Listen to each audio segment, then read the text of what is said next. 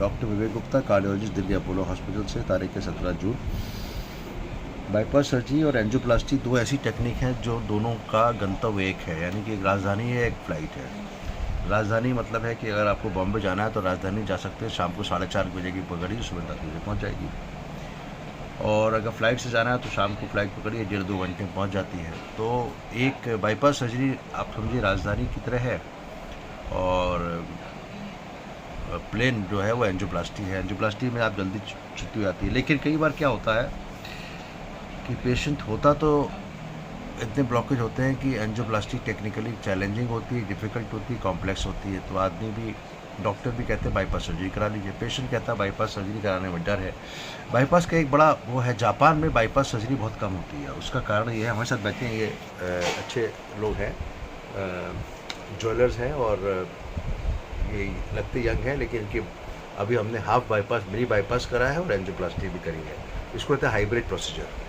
Japan में लोग bypass नहीं कराते हैं। उसका कारण है कि वो कहते हैं हमारी छाती खोलेंगे तो हमारी आत्मा निकल जाएगी। ये एक वहाँ पे मिथ है और रिलीजियस मिथ है, इसलिए वहाँ पर ज़्यादातर केसेस में एंजियोप्लास्टी होती है। और इसीलिए 100% जो आर्टरी बंद होती हैं उसके लिए जो नई टेक्निक हैं, नए वायर्स हैं, नए बैलून हैं, जो 100% क्रॉनिक टोटल ऑक्लूजन का सबसे ज़्यादा रिसर्च और सबसे ज़्यादा इनोवेशन जापान में हुआ है।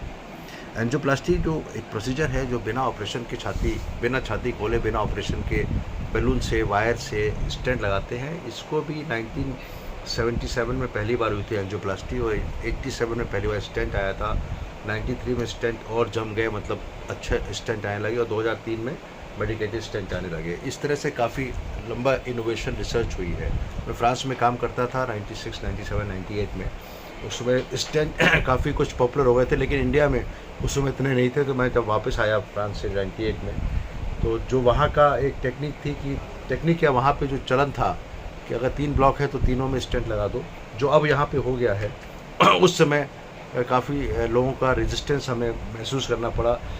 लोगों ने कहा कि एक ही स्टेंट लगाइए, बाकी बाईपास करिए। लेकिन मैं जो इस पर्पस है वीडियो बनाने का, एक पेशेंट है जिनका हमने combination of bypass surgery and stent किया। अब कॉम्बिनेशन कैसे हो सकता है? जब छाती खोलवाने का किसी का मन नहीं है, डर लगता है, भय तो होता ही है, तो ऐसे में हम लोग मिनी बाईपास कर देते हैं। साइड में यहाँ पे कट लगा के एक एलईडी को लीमा लगा दिया। लीमा मतलब लेफ्ट इंटरनल मेमोरी आर्टरी को एलईडी में लगा दिया, और बाकी हमने स्टेंट लगा दिए 2 बिना छाती खोले। जो टेक्निकली चैलेंजिंग था एंजियोप्लास्टी में, वो हमने लीमा लगा के मिनी बाईपास प्लस स्टेंट, इसको कहते हैं हाइब्रिड प्रोसीजर, इनको किया, और ये बिल्कुल